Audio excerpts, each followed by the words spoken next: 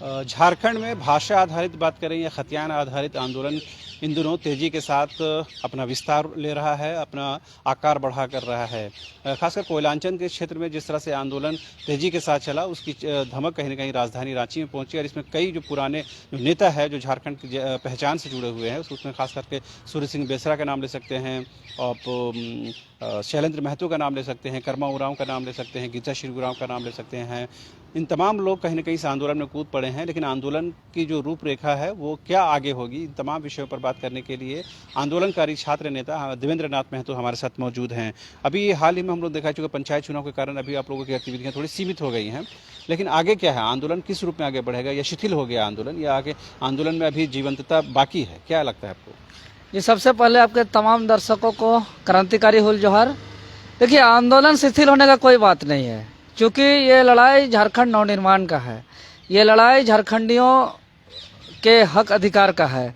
ये लड़ाई छात्रों ने शुरुआत किया है और इतिहास गवाह है कि जब जब छात्र जो भी आंदोलन का शुरुआत किए हैं वो अंजाम तक पहुंचा है, और जब जब छात्र बोला है राज सिंहासन डोला है, जिसका अभी अब झारखंड का राजनीतिक में भी हलचल देखने को मिल रहा है। रोज उठक पटक, कोई दिल्ली कोई रांची, कोई दिल्ली कोई रांची, कभी पक्ष कभी विपक्ष, समझ से सबका एकदम उथल पुथल हो गया है हम लोग का आंदोलन का परिणाम से। तो ये आंदोलन शिथिल नहीं पड़ा है। नहीं, ये आंदोलन आप कह रहे हैं कि आंदोलन का परिणाम है जो राजनीतिक गतिविधियां इस तरह बदल गई हैं। बिल्कुल होगा, मगर जो सत्ता पक्ष का जो आरोप है वो तो विपक्ष पर आरोप लगा रहा है। आंदोलनकारी, आंदोलन के जो नेता, उस पर कहीं आरोप नहीं लग रहा है। देखिए, आरोप लगाए या नहीं लगाए, विपक्ष भी पक्ष या विपक्ष सबको अपना अपना बात अपने अपने स्तर पे कर रहे हैं, लेकिन अगर वर्तमान हेमंत सोरेन की सरकार में अगर विपक्ष की भूमिका निभाई है तो छात्रों ने निभाई है। चाहे वो जेपीएससी की मामला का बात करें, जेएसएससी में गड़बड़ी की बात करें, या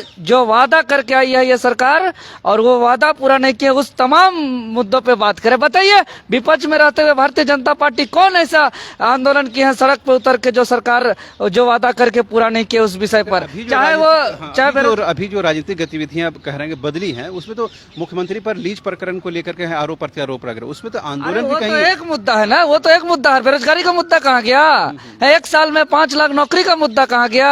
आपका खतियान आधारित स्थानीय नीति का मुद्दा कहाँ गया? आपका जेपीएससी में जो इतना गड़बड़ किया, पूरा झारखंड राज्य में बवाल हो गया, और अभी पूरे झारखंड के एकदम विशाल महारैली जनसैलाब जो लोग उतर रहे हैं, इसका कहाँ महत्व गया? ऐसा नहीं है कि हाँ, वो एक कारण है कि माननीय मुख्यमंत्री हेमंत सोरेन जी जब विपक्ष में थे, जब चुनावी मैदान में थे, तो चुनावी मैदान में संबोधन में बड़ी बड़ी बात कही थी, और उसको सारे चीज दिख रहा था कि कहाँ किसका घर नहीं है, कहाँ नाला नहीं है, कौन बेरोजगार है, कौन आदिवासी मूलवासी का हित नहीं हो रहा, ये तमाम चीजें दिख रही थी। लेकिन जैसे ही सरकार में आया, इसका दिमाग से, आंख से ये सब एक भी चीज नहीं दिख रहा है। अब वो चीज दिख रहा है कहाँ से पैसा आएगा। और अब तक का सरकार में होता था कि अपने करीबियों को, रिश्तेदारों के नाम से पैसा लूटा जाता था और ठेकेदारी कराया जाता था, लेकिन ये सरकार में खुद मुख्यमंत्री अपने ही नाम से जो है कि ठेकेदारी करने लगे हैं। ये बहुत बड़ी दुर्भाग्य है। ये आरोप तो आप लोगों पर भी लग रहा है कि आप लोगों का जो आंदोलन है, और खासकर जो जयराम महतो हैं सरीखे नेता, उन पर ये आरोप लग रहे हैं कि विपक्ष उनको कहीं न कहीं परिश्रय दे रहा है, उनको बैकअप कर रहा है। इसका मैं खंडन करता हूँ, क्योंकि जब जब आंदोलन और जब जब आरोप लगता है, मतलब आंदोलन सही दिशा में जाता है, और इन लोग का पेट में दर्द हो रहा है। अगर हम लोग का सच नहीं होता, आंदोलन का असर नहीं होता, तो ये हम लोग पे ना टीका टिप्पणी करते, ना हम लोग का कुछ आरोप प्रत्यारोप करते। बड़े बड़े नेता, चाहे पक्ष हो या विपक्ष हो, वो आंदोलन पे टीका टिप्पणी करते हैं जिस आंदोलन पे दम होता है, जिस आंदोलन सच होता है, और जिस आंदोलन का असर होता है। तो ये माना जाए कि जो आंदोलन चला है उसके वजह से झारखंड सरकार परेशान है, और कहीं ना कहीं विपक्ष के ने जो आरोप प्रत्यारोप किया है उसके वजह से सरकार परेशान हुई। अब सवाल ये है, इस आंदोलन का जो आउटकम मेन था, डिमांड आप लोगों का था कि 1932 के आधार पर स्थानीय नीति बने, उस पर तो सरकार ने एक कदम भी आगे नहीं बढ़ाया। फिर आंदोलन का क्या आउटकम देखते हैं? आउटकम तो बहुत प्रकार से हुई है। पहले तो लोग, झारखंड के लोग अपने हक अधिकार जो घर के अंदर नहीं बोलते थे, उसके आज झारखंड के लोग सड़क पर उतर के एकजुट हो रहे हैं। और अभी देख रहे हैं कि इतना बदलाव हो गया झारखंडी अपने माँ माटी यहाँ के जल जंगल जमीन के प्रति कि लोगों का रहन सहन में बदलाव आ गया है। आदमी जो जीन्स टी शर्ट जाते थे आज 1932 का टी शर्ट पहन रहे हैं। शादी ब्याह वगैरह में बाराती में और जयमाला बरमाला में भी 1932 खतियान की बात की जा रही है। तो बदलाव बहुत हुआ है। सबसे बड़ा बदलाव हुआ सोच। और जो हमारा आंदोलन था, जो सभा के माध्यम से रैली के माध्यम से जो हम लोग बात कहते थे, जो डिजिटल मीडिया के माध्यम से आप लोग के चैनल के माध्यम से जो बात पहुंचाते थे, अब हम लिखित रूप से जनता के बीच जाएंगे और लिखित रूप से उस तमाम हमारे मुद्दा को हम लोग सरकार को सौंपेंगे, महामहिम राज्यपाल महोदय को भी सौंपेंगे। क्योंकि ये हर तरह से अब हम लोग जो नहीं कहते हैं कि जैसे तालाब से जब मछली फंसता है तो जाल होता है और उस जाल में चारों तरफ से हम लोग घेर के लाते हैं तब जाकर मछली फंसता है। उसी प्रकार अब हम लोग रणनीति बना रहे हैं और चारों तरफ से घेरेंगे हम लोग और अलग अलग टीम बन रहा है। इसके लिए हम लोग का विश्लेषण एनालिसिस टीम भी बन रहा है। और अलग अलग टीम बोले ना आप, अलग अलग टीम के मतलब ये हुआ कि तमाम जो आदिवासी या मूलवासी नेता हैं वो एक मंच पर इसी वजह से नहीं आ पाते हैं कि उनका जो तौर तरीका है काम करने का, जो उनकी सोच है वो अलग है। वो एक मंच पर नहीं आने की वजह से आपका आंदोलन भी कमजोर हुआ है? नहीं, आंदोलन कहीं कमजोर नहीं है। अब देखते जाइए, अभी चूंकि चुनाव अभी मुखिया पंचायत चुनाव चल रहा है और अभी आचार संहिता लागू है। इसके कारण नियम और संविधान और कानून के तहत अभी हम लोग कोई बड़ा बड़ा सभा नहीं कर सकते हैं। जैसे ही चुनाव खत्म होगा अब ये आंदोलन बहुत तीव्र गति से बढ़ेगा। उसके बाद बहुत ही तीव्र गति से, जो जिस रफ्तार से बढ़ा था उससे भी ज्यादा रफ्तार से बढ़ा था। आप देख रहे हैं आप लोग पत्रकारिता का क्षेत्र में कि झारखंड बनने के बाद ऐसा आंदोलन पहली बार देखने को मिल रहा है। इसका असर सरकार के अंदर, सरकार के गलियारों में, राजनीतिक गलियारों में बहुत ज्यादा नहीं दिखा। शुरुआती जमाने में दिखा, लोगों ने बात की कि आंदोलन का है, लेकिन अब देखिए आप जिस तरह से पक्ष और विपक्ष के बीच आरोप प्रत्यारोप है वो विशुद्ध रूप से राजनीतिक आरोप प्रत्यारोप है। आपके आंदोलन का प्रभाव सरकार पर होता हुआ नहीं दिखा है? नहीं है, कैसे नहीं है। आप देखिए हम लोग का आंदोलन पे रामेश्वर उरांव जी का बयान आया है, बंधु तिर्की जी का बयान आया है। ऐसे पक्ष और विपक्ष के तमाम बहुत बड़े बड़े नेताओं का आया है। और अगर हम आपके चैनल के माध्यम से कह देना चाह रहे हैं कि अगर हमारी मांग पूरी नहीं की जाएगी तो ये सत्ता से बेदखल भी होंगे और इसका असर 2024 में दिखेगा। तो ये कि मतलब क्या है, राजनीतिक विकल्प की तलाश में जो छात्र नेता कर रहे हैं, जैसा सूर्य सिंह बेसरा कहते हैं कि हम लोग थर्ड फ्रंट का विकल्प आने वाले चुनाव में देंगे, क्या उस दिशा में आंदोलन बढ़ रहा है?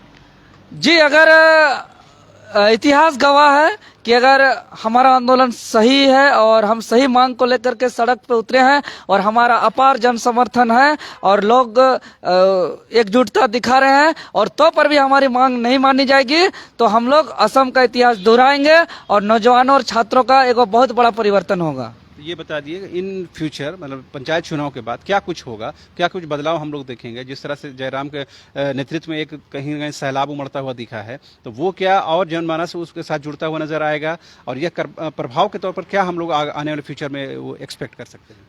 आने वाला समय में पंचायत चुनाव के बाद जो हमारा आंदोलन था, बड़े बड़े सभा फिर जारी होगा, फिर बड़े बड़े रैली होगी और यही मोरहाबादी मैदान में कम से कम एक महारैली होगा। इससे पहले जिला स्तर में रैली होगा और अंततः संपूर्ण झारखंड के 5 लाख 10 लाख लोग यही मोरहाबादी में महाजुटान होगा। और तो पर भी ये सरकार नहीं सुनेगी तो निश्चित ही आगे तैयार रहेंगे सदन के अंदर जाने के लिए। चूंकि हम लोग जानते हैं कि हर समस्या का कुंजी जो होता है वो सत्ता ही होता है।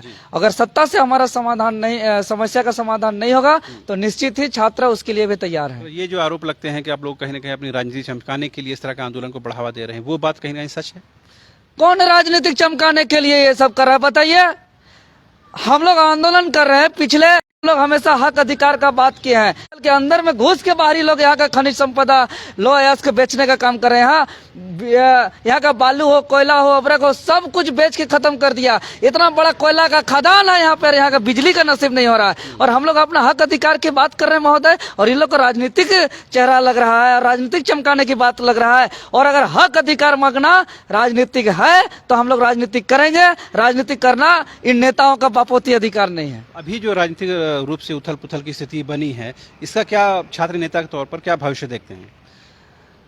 अगर ये सरकार नियम से नहीं चलेगी, कानून से नहीं चलेगी महोदय, तो निश्चित ही ये सरकार झारखंड में राजनीतिक ये सरकार गिर जाएगी और हो सके कहीं ना कहीं हम भविष्यवाणी देख रहे हैं कि मध्यवर्ती चुनाव भी हो सकता है। अच्छा, ऐसा उम्मीद है आपको? हाँ बिल्कुल उम्मीद है, चूंकि मुख्यमंत्री अपने नाम से कहीं ठेकेदारी करे अपना विभाग का, ये भारत के इतिहास में पहली बार हो रहा है। जी। तो क्या मैंने नैतिकता के आधार पर पद छोड़ने की भी गुजारिश होगी, आग्रह होगा? अगर थोड़ा सा भी लिहाज है, अगर कर्तव्य को समझते हैं, तो इतना बड़ा आरोप साबित होने के बाद वो खुद स्वीकार भी किए हैं कि हाँ अपना ही नाम से ली जाए, तो अब थोड़ा सा भी लिहाज है तो नैतिकता के हिसाब से निश्चित ही इस्तीफा दे देना चाहिए। जी।